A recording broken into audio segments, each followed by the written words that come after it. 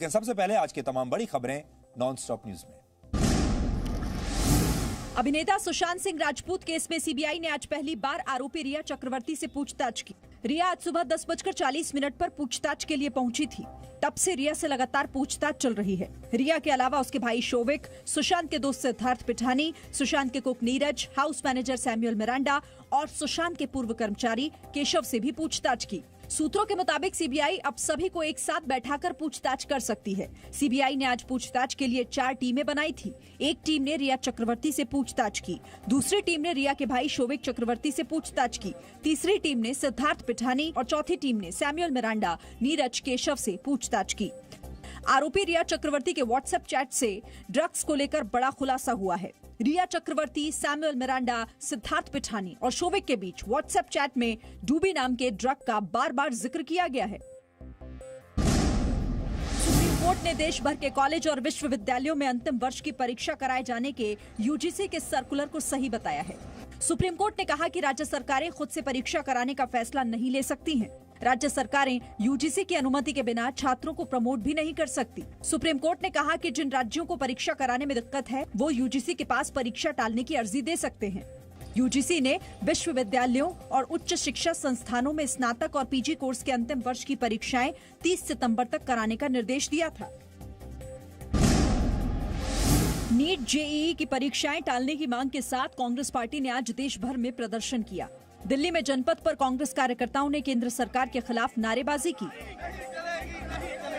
कोलकाता में तृणमूल कांग्रेस के छात्र संगठन ने भी प्रदर्शन किया है। नीट और जेईई की परीक्षाएं रद्द करने की मांग को लेकर 6 राज्यों के मंत्रियों ने सुप्रीम कोर्ट में पुनर्विचार याचिका दाखिल की है। 17 अगस्त को सुप्रीम कोर्ट ने नीट और जेईई की परीक्षाओं पर रोक लगाने से इनकार किया था। पंजाब, राजस्थान, पश्चिम बंगाल, छत्तीसगढ़, झारखंड और महाराष्ट्र सरकार के कैबिनेट मंत्रियों ने संयुक्त रूप से याचिका दी है। उत्तर प्रदेश के मुख्यमंत्री योगी आदित्यनाथ ने नीट जेईई परीक्षा कराए जाने का समर्थन किया है। योगी आदित्यनाथ ने कहा है कि यूपी में 9 अगस्त को बीएड की परीक्षा हुई थी, जिसमें 5 लाख छात्र शामिल हुए थे, लेकिन किसी को भी कोरोना नहीं हुआ। जम्मू कश्मीर के शोपियां में सुरक्षा बलों ने आज 4 आतंकवादियों को एनकाउंटर में मार गिराया और एक आतंकवादी ने सरेंडर किया। मारे गए 2 आतंकवादी पंपोर इलाके में सरपंच निसार अहमद बट के अपहरण और हत्या में शामिल थे। निसार अहमद बट का अपहरण 19 अगस्त को हुआ था और आज ही उनका शव मिला। 2 AK-47 मिला है, 3 पिस्टल मिला है और एक हम लोग शोहेब जो मिलिटेंट है चरसू अवंतीपुर का, उसको जिंदा पकड़ने में कामयाब हो गए।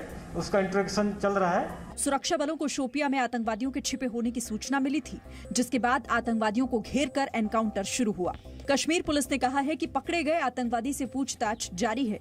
श्रीनगर में सीआरपीएफ के एक जवान से हथियार छीनने की कोशिश हुई। इस मामले में एक व्यक्ति को गिरफ्तार किया गया। भारत ने आज पाकिस्तान प्रायोजित आतंकवाद पर कड़ा बयान दिया।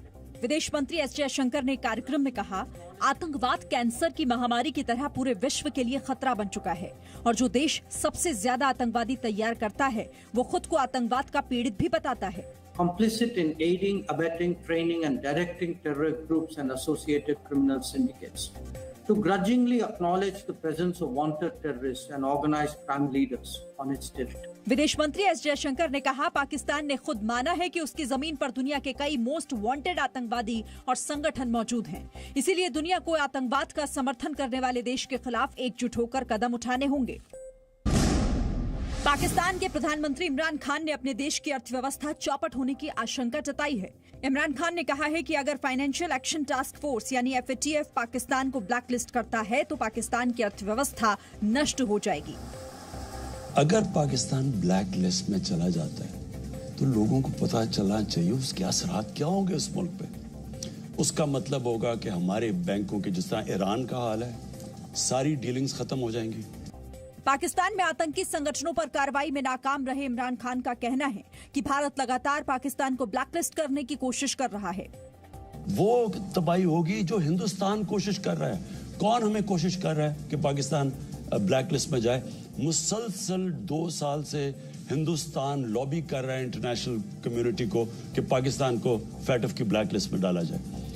पिछले 2 वर्षों से पाकिस्तान FATF की ग्रे लिस्ट में है। पाकिस्तान को आतंकवाद की फंडिंग के खिलाफ एक्शन के लिए FATF से कई डेडलाइन भी मिल चुकी है। पाकिस्तान सरकार का अनुमान है कि ग्रे लिस्ट में होने के कारण हर साल अर्थव्यवस्था को 17 अरब पाकिस्तानी रुपए का नुकसान हो रहा है।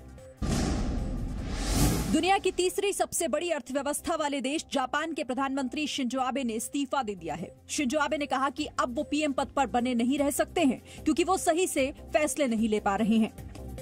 悩みに悩みましたが、この足元において4月以降の感染拡大が減少傾向へと転じたこと、そして冬を見据えて実施すべき対応策を प्रधानमंत्री नरेंद्र मोदी और जापान के प्रधानमंत्री शिंजो आबे से बेहतर बॉन्डिंग रही है। प्रधानमंत्री मोदी ने शिंजो आबे के इस्तीफे पर ट्वीट किया, मेरे प्यारे दोस्त, आपके बीमार स्वास्थ्य के बारे में सुनकर दुख हुआ। हाल के वर्षों में आपके कुशल नेतृत्व और व्यक्तिगत प्रतिबद्धता के साथ भारत जापान की साझेदारी और मजबूत हुई है। मैं आपके जल्द स्वस्थ होने की कामना और प्रार्थना करता हूं। शिंजो आबे सबसे पहले 2006 से 2007 तक के बीच प्रधानमंत्री बने थे। इसके बाद जापान की संसद डाइट में 26 दिसंबर 2012 को वो दोबारा प्रधानमंत्री चुने गए और वो 2014 तक इस पद पर रहे। 24 दिसंबर 2014 को वो तीसरी बार प्रधानमंत्री बने। 2017 से अब तक वो इस पद पर थे और उनका कार्यकाल 13 महीने बाकी था। शिंजो आबे आंत से जुड़ी हुई बीमारी अल्सरट्रेटिव कोलाइटिस से पीड़ित हैं। इस हफ्ते वो 2 बार इलाज के लिए अस्पताल जा चुके हैं। देश में पहली बार 24 घंटे में कोरोना संक्रमण के 77,000 से ज्यादा नए मामले मिले हैं।